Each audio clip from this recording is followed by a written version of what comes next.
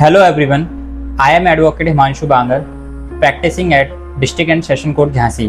आज के इस वीडियो में हम बात करेंगे चेक बाउंस केसेस के बारे में, जो कि section 138 of negotiable instrument act के तहत डील किया जाता है। हम जानेंगे कि अगर आपका कोई चेक बाउंस हो जाए तो आप उसका पैसा कैसे वापस। वीडियो को एंड तक देखिए, क्योंकि आपकी एक छोटी सी गलती आपका केस कमजोर कर सकती है। सबसे पहले समझते हैं कि सेक्शन 138 या चेक बाउंस का केस कब लगता है।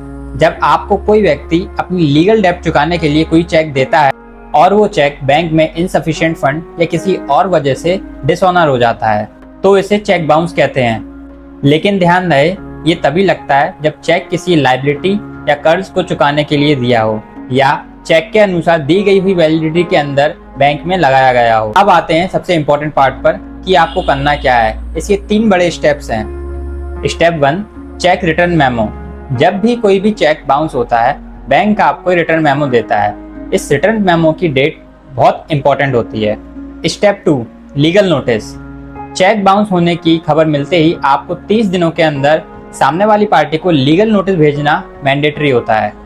इस नोटिस में आप उन्हें 15 दिन का समय देते हैं अपना पैसा वापस करने के लिए। स्टेप 3, कंप्लेंट फाइल करना, यानी नोटिस मिलने के 15 दिन बाद भी अगर वो आपसे कोई कांटेक्ट नहीं करते हैं या आपका पैसा चुकाने के लिए सहमत नहीं होते हैं, तो आप अगले 30 दिनों के अंदर उस पर कंप्लेंट केस कर सकते हैं। इस केस को आपको कोर्ट में सेक्शन 138 ऑफ एनआई एक्ट के तहत एज अ कंप्लेंट केस आपको फाइल करना होता है। कानून इस मामले में काफी सख्त है। अगर जुर्म साबित हो जाता है तो सामने वाले को 2 साल तक की जेल हो सकती है, या फिर चेक के अमाउंट का डबल फाइन भी लग सकता है, या फिर जेल और फाइन दोनों हो सकते हैं।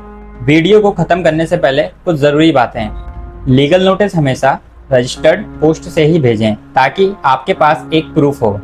चेक पर साइन मिसमैच होने पर भी सेक्शन 138 एनआई एक्ट का केस बन सकता है। अगर ये चेक गिफ्ट या डोनेशन के लिए था तो सेक्शन 138 या चेक बाउंस का केस नहीं बनता, क्योंकि चेक बाउंस का केस केवल लीगल डेब्ट पर ही बनता है। उम्मीद है ये जानकारी आपके काम आएगी। अगर आपका कोई सवाल है तो आप नीचे कमेंट सेक्शन में ड्रॉप कर सकते हैं। इस वीडियो को लाइक करें और उन दोस्तों के साथ शेयर करें जिनका पैसा फंसा हुआ है।